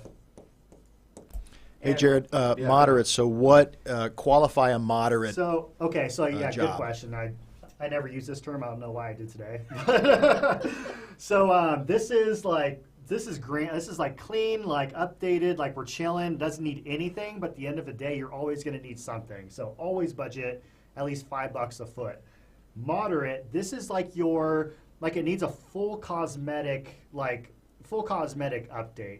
I'm talking like the cabinets are good, the vanities are good. We'll just paint those things up, put new quartz, paint, carpet, baseboards. Maybe it doesn't need doors. New fixtures. Like you're not like ripping shit out, but like you're upgrading the house, right? Yep. You're not knocking down walls. Yep. Your gut. This is like your Memphis special that's been sitting for 10 years. Like you gotta knock this thing down, but you choose not to. Oh no! So this, like your full gut, it's honestly probably more like it could go up to 50. So you're replumbing, new electrical, roof, HVAC, windows, and then putting everything back on the inside. You're running anywhere from, depending on your market, labor costs are expensive here, $35 to $50 a square foot. Got it. And let's be honest, most of these deals are going to be wholesale. Most of these are going to go to a fix and flipper, Yeah, right? correct. And moderate, maybe, probably a fix and flipper, probably. Yeah. But it's more the clean properties that you want to go after to sell as a rental property. Correct. Because I think what a lot of people are running into is they have tenants in this property that maybe have a long-term lease. You know, and how do you go in and get an offer to the property owner when you have a long-term lease in there, just to make sure that you're still getting the deal, you're still getting the metrics right once that person leaves, and you're going to have to fix it up. And I think this is brilliant. Look at this, $5, $25, $35 to $50, just depending on here. Typically, these are going to be for your fix and flippers. So if the property's in really rough condition, then just assume that you are going to be selling that to a flipper. But if it's a property that's clean, the homeowner wants more for it because it is clean, then what would be the equation there? ARV, how much do you think a rental buyer is looking for, you know, equity-wise going into that deal? Do they need any? Do they need some just in case? I could only speak in terms of the Phoenix market, because there's a lot of speculative buyers out there, Sure. and rightfully so. The data shows that we're still going to grow very, very fast for another 8 to 10 months. Yep. So what people like in our market, people are getting into deals at any little sliver of a discount, Right. because they know I don't buy on speculation. They know it's probably going to be 40 grand once that property's stabilized, Yep. right? Yep. So we don't really go based on like a dollar figure, like in absolute dollars. We go as like a percentage. Yep. Almost always, unless back in the day we did, when you're talking very low priced homes. Yep. We would always have like a fixed 18 grand of net profit. Because like South Phoenix, like those ARVs were like 120 back in the day. Yep. If you ran it at 80 or whatever, 80% of ARV, that's like $7,000, $8,000 of profit. So then at that point, we've hit that threshold where we need to look at absolute dollars net profit. Okay. So yeah, if it's a cheap home in your guys' market, I don't have too much experience. You probably have to look at the net profit figure rather than a percentage. Okay. Got it. Oh, and also one more rule of thumb, at least what we see here, is if we're selling a property with a tenant already in place, unless it's like a 1 month or 2 months remaining on their term, we're always taking anywhere from a $5,000 to $8,000 discount off of what we think we could wholesale it for. Got it. Why? Just because uncertainty, especially with COVID, they don't understand. They don't know if that tenant's going to drag their feet, which we have a couple of those. So you'll be even under. You'll be 5,000 to 8,000 under the offer price that you would typically do. Correct. Got it. Yeah. Well, we would still price it like at the full price Yeah. in case we get anybody who doesn't care. Right. But typically, we're taking a $5,000 to $8,000 haircut on what we would normally wholesale for. Got it. Love it. So with your deals, you want at least $18,000 in equity minus the fix-up costs. You're building all that in? Oh, So if it's correct. like this, if you're like ARV here, right, equals whatever, 200,000, and then you want to build in some profit. Typically, we say 10% for the for fix and flip, right? Is what they're going to want to make on this with a $20,000 minimum, right? Got it. Okay. So if it's not a fix and flip, what is this percentage, Jared? You know what I mean? Is it Yeah, 5? it's probably like 5. 5%. 5, I would say. There you go. There's your there's your answer there. Just change that up, and remember, we take 6% off the top for closing costs and ancillary title and escrow fees, insurance, some of those things. So we take 6%. So when you're going ARV, times that by 0.89 minus the repairs, and that should be your wholesale price on that. Okay? Does that make sense, Mike? Yeah, I think so. Is that good? Yep. Jesse? Good? Yeah? Awesome. Good question. Yeah, really good question. Yeah. That's awesome. Okay. Bonsai. How can I show the property to a cash buyer if the property I am wholesaling is owner occupied. Well, number one, make sure that you set the upfront expectation to that homeowner. All right, you want to make sure that they know that it is going to be an absolute zoo when you bring people into that property. I'm just kidding that back. You want to make sure that you set that expectation. So just say, Mr. or Mrs. Seller, on Wednesday, I would like to bring everybody through, contractors, my cash buyers, my finance guys, whoever else, partners, anybody that you want to get in through the door. Just say, I want to come through. It's going to be really busy for like an hour. I need from like 2 to 4 o'clock, maybe 2 hours there. It's going to be really busy. But then after that, we'll stay out of your hair. And that just sets the upfront expectation that you're going to have that going on. And then when you go on that appointment, talk to them and just have a conversation with them. Typically, they kind of just want to chat with you and stay out of the way and stand in the front yard or backyard or chat about what's going on or sit at the kitchen table. So just go in, be friendly, build rapport and have that just talk to the homeowner, but let them have that upfront expectation. Set that right away when you get that contract signed. What do you think? Absolutely. We always go for 2. First one is to go in with we don't really do walkthroughs anymore, but first one's to go in with your team. And then the second one is a final walkthrough before close of escrow. And typically that last one gives you the option to say, hey, I want to do a deal, but I just need to check one more thing out. So then you have that option in case you need to exercise it. Love it. Good question. Yeah. Jason, how do you keep such fresh list after working Arizona for so long? You buy the whole county, right? Yeah. I mean, it's volume, Jason, at that point. But remember, there's always life situations that pop up every month, every week, every day. Somebody's going into foreclosure, somebody is inheriting a property, or the property's going through probate, or they're getting slapped with a code violation, or getting their water shut off, or whatever else. There's a lot of different things that are on a monthly basis that you can stay in front of and go after those as the hottest ones, as the ones that are kind of showing their, raising their hands and saying, I have some signs of distress. Absolutely. It is 100% timing. Like, how many times have you spoken with the owner who said, hey, I need to sell my house at a discount, but not today, right? And then like 12 months down the road, then it converts. Yep. It's literally a timing game. Somebody could want to sell for the life of them, but there's something that will prevent them from selling. So you can't like for example, like we pulled a whole list in Arizona and we've been working, we haven't pulled fresh data in like a year. Yeah.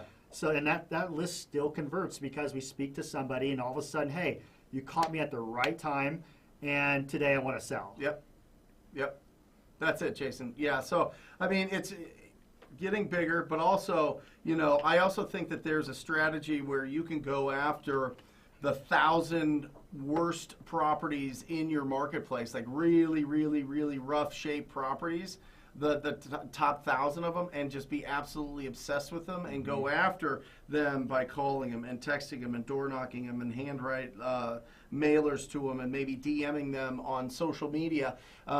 There's a lot of different things that you could do there with those 1,000. I think that if you have those 1,000 that you're really focused on, I think without a doubt you can do 30 to 40 deals from those 1,000 if you stay focused on those. And if you get through the timeline, the 90-day period where you're building the relationship, you're building up your pipeline, you're getting these opportunities to the point where they start popping. You always have to, in your mind, think if I'm starting day one, things aren't going to start really closing and getting paid for 90 days. If you have that mentality going in, you're going to stay there longer. It's going to be sustainable, and you're going to be able to be consistent with your actions because you know what the upfront expectation is with, waiting that out in that timeline.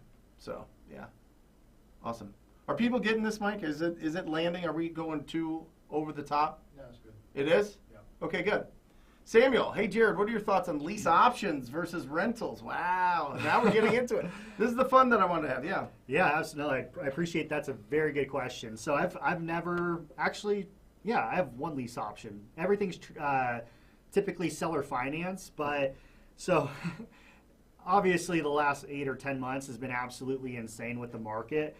I looked at all the properties that I sold on seller finance. If I were to keep those as rentals, I would have another $3.5 million on the balance sheet. So there's pros and cons with each one, right? So if you sell or finance a deal, you probably get 2 times more cash flow off those deals, because now you're out of like those 5 variables back there, right? That's all the responsibility of that new owner.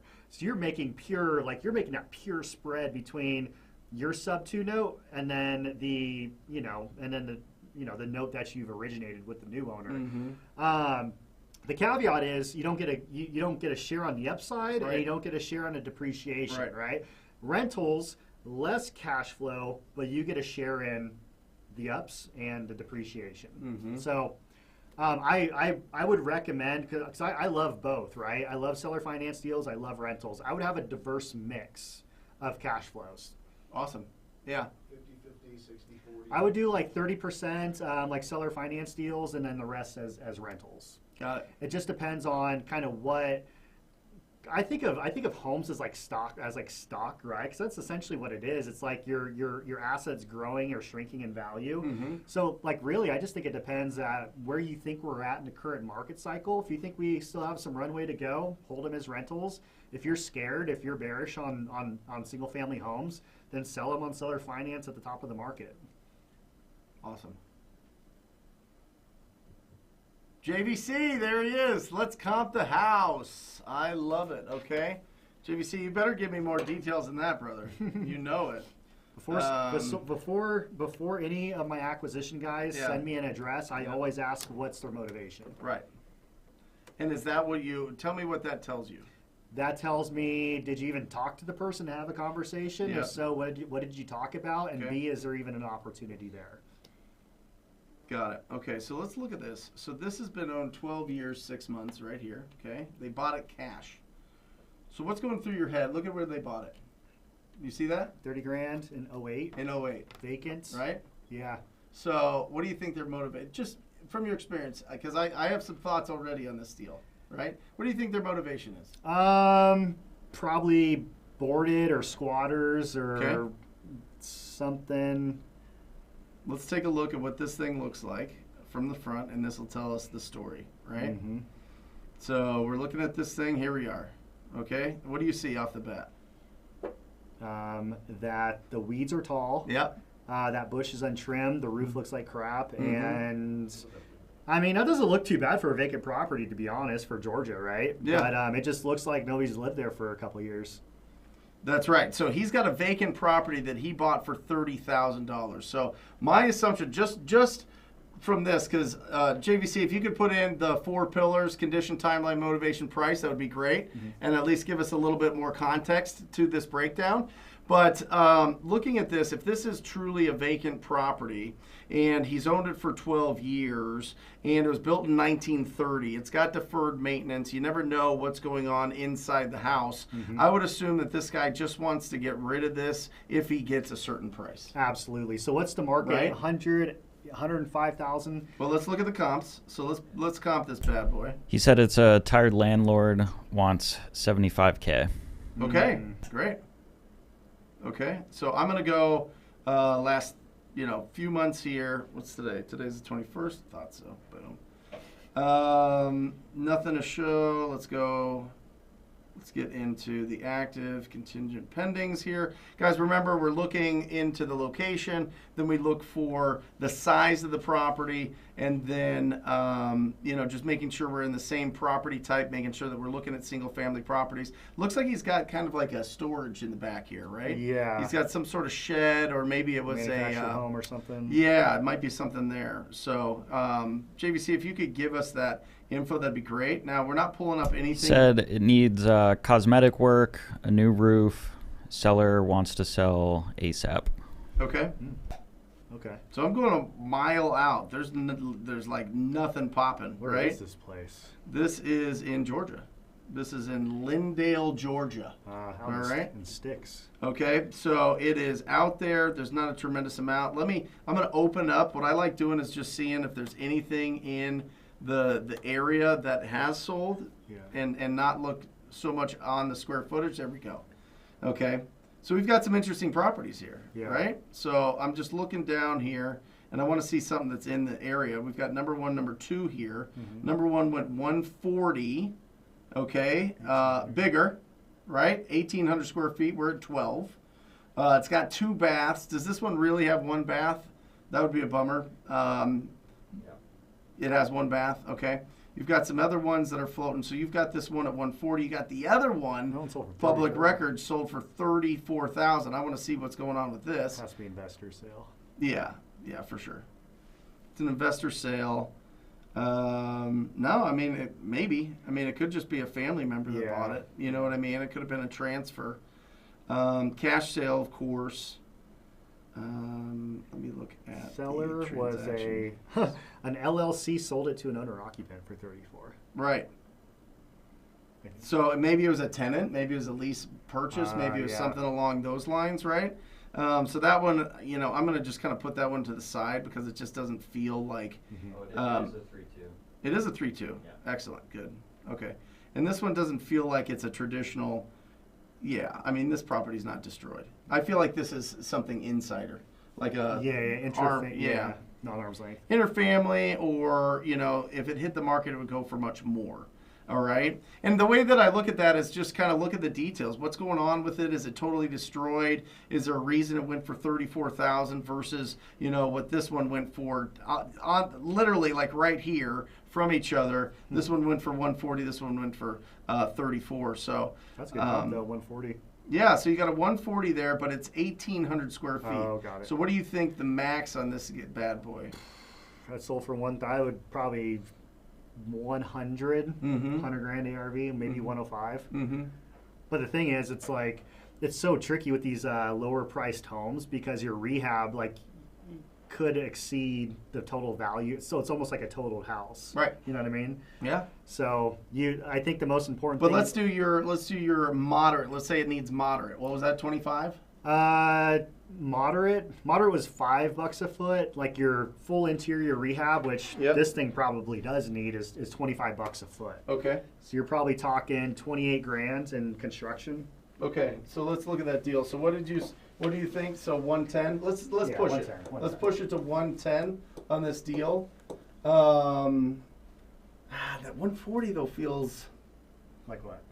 Well, I mean, it's 600 square foot bigger, but I feel like the smaller, like there's nothing else available, right? So supply and demand factors in a little bit here, right? And then you've got some other ones that are around there. So let's just push this, Javier, just because of the market, because of interest rates, and because let's just go 120 just to have some fun. Yeah. All right. This might be off, but then we're going to times that by 0.94. Mike, you got me right. We're going to take 6%, and then we're gonna subtract that 20,000 that a flipper will want to make, and then minus it's $1,100 at $25 a square foot. So we got 28,000. You said in repairs, and this should be your wholesale price.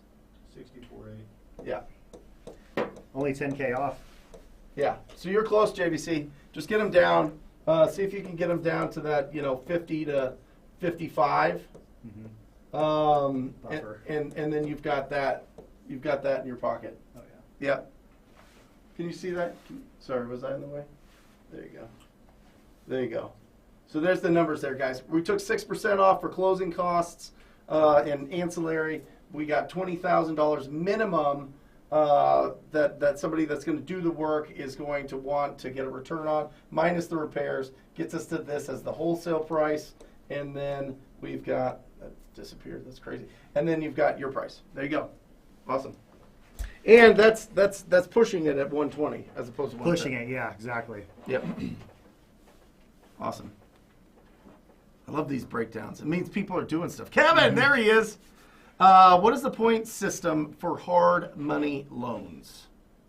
Does that make sense? Like not points? The points? The fees? Got it. Okay, so with these national lenders. Yes. So hit the plus button. There you go. Okay, so I'll give you a traditional hard money loan that will do. So we're getting right big. Bigger the better. So we're getting 90% on the acquisition, 100% on the rehab. Our interest is 7.5, and so typically, somebody's going to give you like a percentage of your total cost, and then from there, your point system, and then the cost of your money really fluctuates with how much leverage or how much you're trying to borrow. So to give you an example, if I want to leverage. If I want to get 85% of my cost as a loan for the property, my pricing is 7.5% interest only, and then a $499 doc fee. If I want 90%, that then goes up to 8.0 with the same $499 doc fee. But is this just the Jared Vidales So like getting hooked up because you have the experience and the risk is Oh lower? yeah, I mean yeah, kind of. So somebody just getting into it, what can they expect? So somebody just getting into it, you're probably expecting, like, you'll probably get like maybe like a 9 right here. Like, you're not getting this at all. So this is what you could expect. Like, okay, what market is what? Kevin? Kevin is in, where are you in, Kevin? Kevin, put it in there. But anyway. So anyways, A lot of times we're just talking big thumb rules here. Right. Okay, Yeah. sorry, my bad. Okay, so ignore all that. So typically as a new guy, you're getting anywhere from 1 to 2 points plus a, I don't know, like $1,000 like administrative fee. Yeah. But sometimes the point system depends on like the market as well. Like lenders love lending in Arizona, so they'll take away some of those fees just so they can get business. Right. But if you're in a less flip or less investor type of area, I've seen loans get charged up to like 3 or 4 points at like 12% interest only because they think like, fuck, if I have to take this thing back, like, do I really want to own something? And like, I pick on Detroit because it's easy. Do I want to be in Detroit? Yeah. So yeah, it's just new guy, count on 2 to 3 points at probably 9 to 10% interest. So brand new guy, I want to flush this out a little bit more. So let's say that we got a $100,000 property, right? Hard money lender, big thumb rule is going to give you 85%. Yeah, let's say 80. 80's a Okay, pretty so conservative. you're going to have to put 20% down. 20 grand down. They're going to give you 80%, so hard money loan, $80,000, right? Correct. They're going to charge you up front 1 to 2 points. Let's say on a loan that small, probably 3 points. 3 points, so three times 3,600. 8 is whatever that is, right? Correct. 240, $2,400 bucks. What is that? $240. No, you were right. 2,400 in Yeah. points. Okay, $2,400 in points up front, Plus $1,000. right? Plus $1,000 in administrative type paperwork fees, So right? $3,400 up front. Okay, and then what's your interest rate? And then your interest is, let's say, call it 10. 10%? So $8 grand a year. Got it. And then is it typically a 6-month term or a 12 12-month months. term? 12 Okay, months. cool.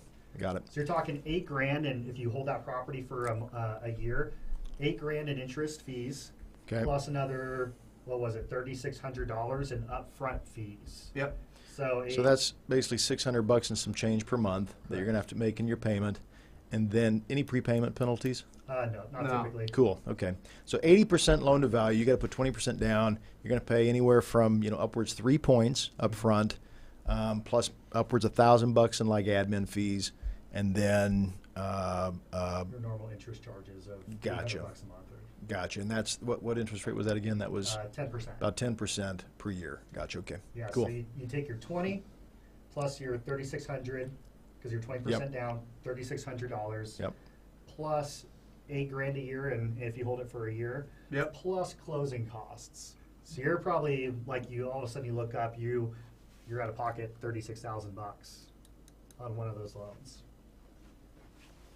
And that's why we build up a healthy bank account by doing wholesale deals, honestly. Yeah. Or either that or you raise funds. Exactly. We talked about it before we got online. You're like, well, you either have a ton of cash or you gotta do wholesale. You gotta build it up.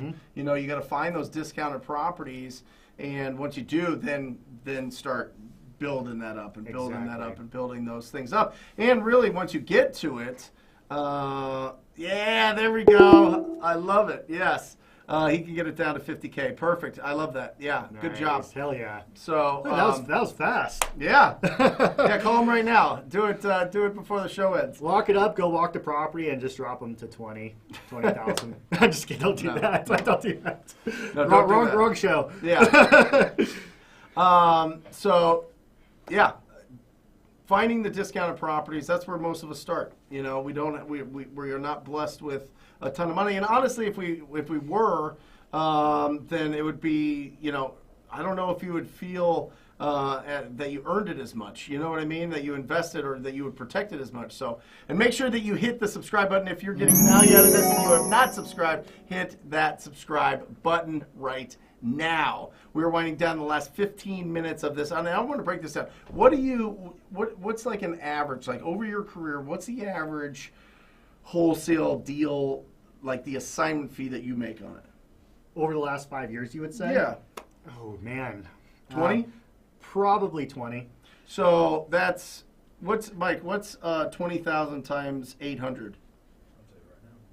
Is that 16 million? Yeah. $16 million in wholesale. It's a lot. It doesn't feel like that much. Right? Yeah. I mean, not only that, but you've got 60 rental. I mean, you've got 30 that are true rentals. What do you think the size of that portfolio is? On the 30? If you added up the total value of all 30.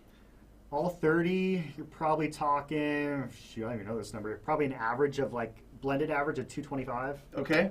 225 times 30, guys, is 6 million and some change? 6,750,000. Yep. And then you got another 30 seller finance deals. Yeah, that's So- probably same. That's probably the same rate. So you've got another 6 million there that people are paying you as the bank, Yeah. right? Mhm. And with this seller financing, did you buy these cash and then you No. finance them back? We bought all of those deals subject to. Incredible. Yeah, Yep. those I love those deals, but Yep. you really have to be careful on how you structure them. Right, right. So you've got another 30 deals there, and then you're building 180 units. Yeah. 180 townhouses because you can fit more into the land. You buy Exactly. mostly single family, but you're actually developing 180 units. What are you going to do with them? We're gonna rent them. Same You're gonna concept keep as them. this. Yeah, we're gonna build them. We're gonna lease them up, and then we're gonna refinance with a permanent loan. And do it again. And then and then take your cash out and do it. What do you again. think that it's going to be worth? What's 180 units? Total construction costs is a little under 50 million, I would say, and it'll probably be worth like 68 million to 70 million. Woo! We're thinking big in here, aren't we? Oh my gosh. Guys, 6 years ago, you were working in a tiny little, office yeah. in a lower income area of town. And in 6 years, you built this all up. Mm-hmm. Absolutely. Do you ever look back and like, that's bananas? Like $16 million in assignment fees, another $12 million in rental portfolios and lending, and then another $50-60 million worth of development that you're doing here in 6 years. This is bananas. This is why he's on here, guys. This is why he's on here. I mean, this is not only just to share your knowledge, but like, guys, he's 31 years old. You know what I mean? Like this is the path that he took. We're trying to like break this all down and expand, what we think is possible. But it started with you finding wholesale deals. Absolutely. Finding the deals, whether you were fix and flipping them or not, but you were doing a little bit of fix and flip because I assume you saved some money up from your job or whatever. Yeah. And then you were able to go into real estate full time and then really build something outstanding from a wholesale side of finding these opportunities. And then you're like, okay, I know how to make money. How do I keep the money and how do I grow the money? And that's the whole point of this show. That is the whole point of this show. Is not just getting stuck in just finding deals and making 10,000, 20,000, whatever. We're talking about 20, 30, 60 million dollars is the potential in this industry if you take it seriously. If you really pour your passion and really make this your purpose and get obsessed with this, this is how people have been building wealth forever. Absolutely. It truly is. I mean, people have been building wealth from real estate forever. And that's what I want to show. It starts with finding ugly houses, talking to the owner, getting that property under contract, and doing that over and over and over again, and then deciding which thing do you want to build, which red hotel on your monopoly board do you want to build? And if you're like Jared, you just build all of them. You just do all of them. You do all of them. You do the fix and flips. You do the rentals. You do the bank. You do the. You mentioned something about being a mentee. Yeah. Do you do like just little personal things? Just, Because you're not. no. I wanted to bring somebody on that was really doing it, but it's not like on my course and my course. You know what I mean? It's Like my first and only mentee, Right. and it was for we bartered something. He's like, you know, I'll help if you mentor me, like I'll help you with this thing. I'm Right. like, sure, why not? I've always wanted to do somebody. But you have a mentor. Yeah, I do. Talk to us about that. Big private home builder. Yep. Here in Phoenix. Mhm. He's been building for 25 plus years. I guess. Yeah, been building for 25 plus years, and the thing is, I looked at it like, how the hell do I?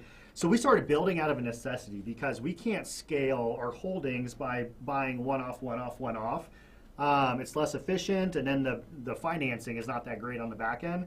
So like, let's just build it, right? I'm like, I could take like 5 years to figure out how to get something out of the ground, or I could find somebody to split the deal with, to share the knowledge and compress that 5 years into maybe one, which is essentially what more or less has happened. So Incredible. the most important thing, if you guys want something, or if you guys want to be really, really great at something, you got to follow people like Brent, who's been doing this forever. Yeah. Because it literally, it's like a slingshot effect. It's gonna take all those years that it's gonna, and money, right, and compress it into something that's bite-sizable and get you there much quicker. Yep. Love it. And not only that, we got to mention your beautiful fiance who Danielle really runs Grove. the show. Oh, I'm not shit without Danielle. Right. she keeps me in line and she keeps everything flowing. So she's amazing. Well, that is totally true. But I mean, how do you do a business with the person that you're in a relationship? You know what I mean? Like, how do you do that and not drive each other crazy? People ask me that all the time, and like, I've thought back on it. Yeah. I'm like, have I? I mean, yeah, she's the perfect one. Yeah. She's you know, it just works, right? Because before I was in the mix with real estate, she's probably flipped 500 homes before we got together in 2015. So literally, she's the brain. She has the experience. She's incredible. So guys, we got a few more good Yep. questions before we close out. Yep. When showing a house to buyers, how do you explain it to the homeowner so they don't get upset about you assigning it? I don't want to mislead or lie, but don't want to give more info than you need. Then don't, Kenny. Tell them. Tell them one of your exit strategies is you put it out in front of all of your database of investors, and if they want to buy it from you before you close on it, that's one of your exit strategies. It's probably in your contract anyway that you have the right to assign it, you have the right to market the contract. It naturally comes up with our acquisition managers because we go through the contract with them and make sure that they understand it. So it says it right there, and we get that at the start of the relationship because you don't want to lie, you don't want to deceive, you can't build a business that way, you can't do it long term that way. So have that conversation with them. And what I would highly suggest you do, Kenny, is if they start getting a little bit wiggly like that, you need to have a financial partner that can close that deal and then just put it on the market or put it out to your cash buyer database, whatever it is, if the economics make sense, if the numbers make sense to be able to do that, because that'll give you so much confidence that you are the buyer, right? Just find somebody and tell them, listen, every day I am out there grinding, finding discounted properties. When I find one, will you partner with me and we take it down if I need to? Most of the time I'll just sell it before I need to take it down. But if I need to take it down, will you work with me? Most people right now are going to tell you yes, Absolutely. right? They're going to tell you yes because they understand the value of discounted property. So don't lie to them. Let them know what's going on, and let the contract kind of explain how that happens and why you can market the contract while you're while you guys are going through the escrow process. What do you think? I'm with you. I mean, that's literally how we tell our sellers is like, look, sometimes, I have a group of partners. Sometimes they want to, if they want to take it off my hands for X or Y reason, that's always an option. If not, I close on the property and we do the renovations and flip it. Love it. There you go. Awesome. What's the breakdown of the 15 to 20 hours of productive work per week? For example, is 5 hours driving for dollars and 10 hours of TTP? Jose, yeah, I mean, it just depends on the list that you're going after. Obviously, you could pull a list, and we have a ton of them on this channel that you can go and find which list to pull. To be able to get your volume of addresses up so that you can keep it fresh and make these calls. But I would do a 10-hour minimum of making the calls as you're building your business. One, it creates a wonderful discipline, but two, you're going to really start moving the needle if you are, having that many conversations with these property owners. So from a 15 to 20 hours worth of work, 10 hours for sure is making the calls. The other 5 hours, if you could do the driving for dollars, but you can do it virtually too through just Google Maps. And if you're using the Deal Machine app, which I suggest that you do, use that TTP coupon code in there when you're checking out. But if you do that, they have an attachment to Chrome that you just literally click the Google map and it puts it right into the app. List, yeah. And then you export it out, which is great. And the other 5 hours is just hopefully going on appointments, reviewing deals. I would try to comp at least 5 properties every single day. Just get the reps in there. Just looking at what's going on, what's selling, what does the inventory look like, and then drive for dollars. Get out there and see the inventory. Yeah, do the administrative stuff at night. Yes. Really, really compartmentalize like your daylight hours and when you could actually talk to people. Mm-hmm. Anything that falls outside of that, administrative tasks. Yep. One last question for Barbara. Okay, Barbara. I have a deal where the property owner wishes to rent back the property for a few months while he's waiting to purchase property for a new manufactured home. Any tips? Thanks. Yeah, absolutely. We do that. I mean, that's probably 20% of our deals. Yeah. Typically, what you need to put in place is a holdback leaseback agreement. Mm-hmm. So, as an example, you'll hold back $10,000 worth of seller proceeds held in escrow. If they exceed that leaseback date, call it 30 days. For every day they stay after that 30 days, they $100 per diem is reduced from their holdback and then given to you once they finally do vacate. But that $10,000 is an insurance policy in case they stay in there for who knows how long, or whether they trashed a property. It's just collateral essentially. Yeah, and Barbara, listen, the shorter of a timeline that you can have there, the better when it comes to selling that deal to your cash buyers. Because obviously there is a risk there, having somebody in there for months at a time. One, the money's tied up with your cash buyer, so it's costing them something every single month. Two, it just depends. Most of the well-oiled machines need new, fresh deals all the time to keep their construction crews busy. So I would try to shorten that timeline. If they need 4 months to find a new manufactured home, see if you can get that down to 60 days. Because the fact is, and this happens every single time, Jared, they never leave early. They push it all the way to the very last, and they don't even start looking until 30 days before. So I like shortening the timelines because they're going to start. It makes them take action faster, which I think is important so that they can move on and transition out of that property and not just stay in there. So try to get it put together. Try to shorten the timeline and let the title and escrow company put together the paperwork for you that you need with the lease lease back and the holdback, and just say, hey, listen, this is what we're looking to do. This is how much we want to charge per month for the rent back. This is how much we want to keep in escrow, the escrow holdback, so that it gives them incentive to leave. Mm-hmm. And what do I need to do paperwork so this makes sense to you, Mr. and Mrs. Escrow Officer? So have them help you with that if they won't, or if they can't, or if they're kind of getting squirrely. Just talk to their in-house attorney, see if you could pull that together. But they should help you out. If not, just find somebody that has the paperwork, get into some investor groups and see who's got that paperwork, so that it's not a mystery to you. It's really easy to find. Just kind of dig around to get the right paperwork for both of those things. But shorten your timeline for sure. Shorten that timeline for the rent back. Yeah, absolutely. Love it. Love it. Dude, good show. 2 hours. That was sweet. Thank you. Dude, that was course. incredible. It's just, you got to see, people have to see the potential of this thing. Yeah. I mean, I just see you going absolutely bananas with everything and just doing incredible work with everything that you're doing in each one of these different silos, and it's just an inspiration for people. And I really think that, people can need to understand that it's not just doing your first deal, getting that first check, and doing this. You could radically change your life. Oh, absolutely. Through real estate. You could, radically. Before you know it, you have team members and all this cash and blah, blah, blah. Like, it's definitely changed my life, obviously. Yeah, it has. So that's it, guys. What a great show. Thank you for joining us. If you have not subscribed, make sure that you do. We put out new videos every single day, giving you the instruction that you are looking for to build your real estate business. Make sure that you hit that subscribe and like and that bell button so that you get notified.